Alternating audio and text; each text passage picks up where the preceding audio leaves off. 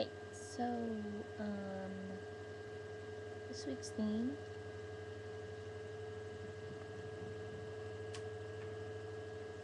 we'll pretend it's bad, is, good ways to stretch. So it's Monday, hey, Monday has bad eye makeup.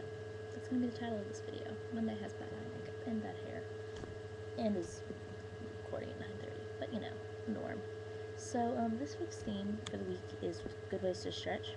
So, my favorite way to stretch is to lay on my back and then put my, you know how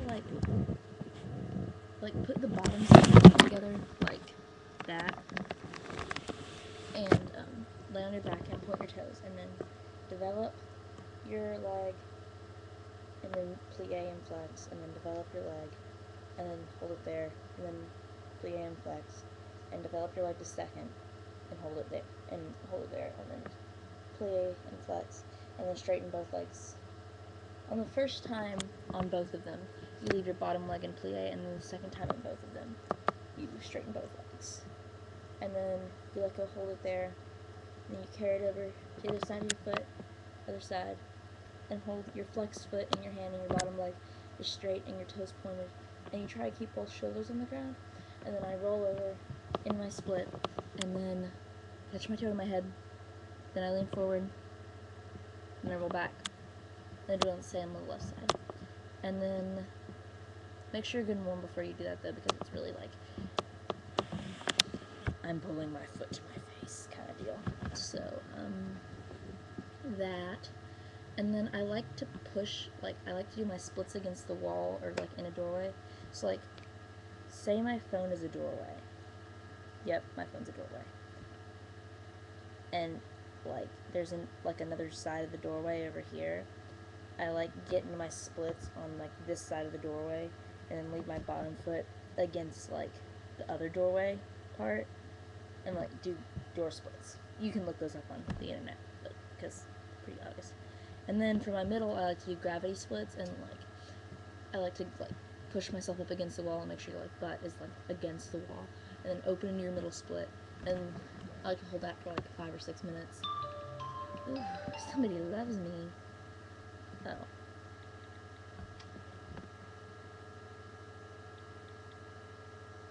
This commercial was brought to you by Apple and AT&T. And then after that, I like to, because your butt's against the wall and your legs are like this, and so then I roll up to where my legs are touching the wall, the inner part of my legs are touching the wall, and then I just sit there for a minute, and then I scoot closer to the wall until I'm completely flat against the wall. Then I roll back again, and I hang out there. Then I roll up again, hang out there. Then I like to roll out and sit in fetal position. And then after that, I like to lay on my tummy in the middle splits.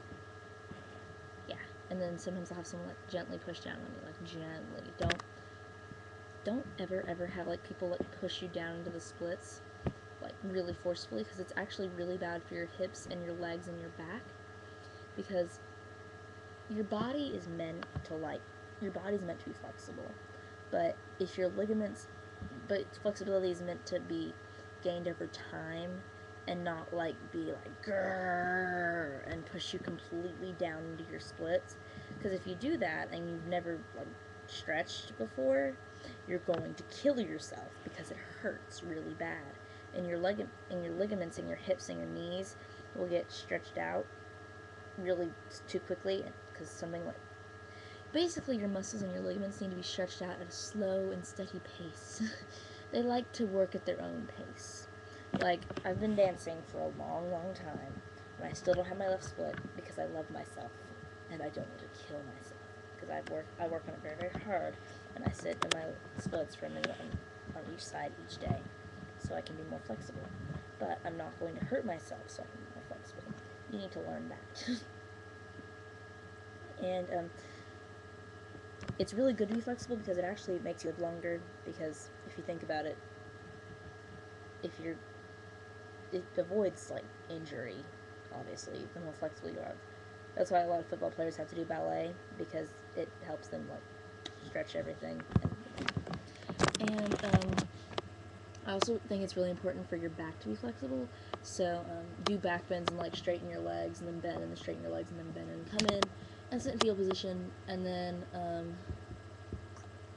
do work on your scorpion a little bit after that, and touch your toes, be a seal, then be an angry cat, then be a seal, then be a cat, then be a seal, and then be a cat again. Always end being a cat. Most dancers will understand that, not anyone else will, but yeah. And so touch your toes to your head, then scrunch up, then touch your toes to your head, then scrunch up, and touch your toes to your head, and scrunch up again. And then scrunch up for a while, and then just hang out there. And then arm flexibility. That's pretty important depending on the type of dance you do. For the range of motion in your shoulders, you can like have people like gently push your elbows together, and it will help the range of motion in your shoulder blades. And for more flexible feet, roll your feet out on the stairs. That's really like my favorite thing ever to do because it feels really good, especially after a point class.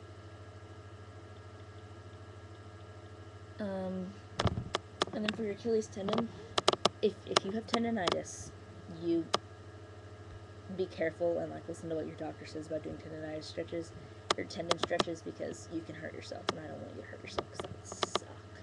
So you put the balls of your feet on the stairs, and you literally just let your heels drop until it literally feels like you're about to fall in half because it hurts so bad. So hip motions. Okay, I might have to sit on the ground and show you how to do this one because it's really complicated, but my floor is really dirty, so I don't want to. So what you're going to do is you're going to get into your straddle as far as you can get it, and then you're going to pull your knees in to where your hips are still in your straddle position, but your knees aren't, and they're bent up, and your feet are flexed. You push your knees down until it literally feels like you're going to be ripped in half, and it will widen your hips, so it'll be easier to do extensions. And other than that, like, you can really just stretch your iliopsoas, and it will make everything you do so much better.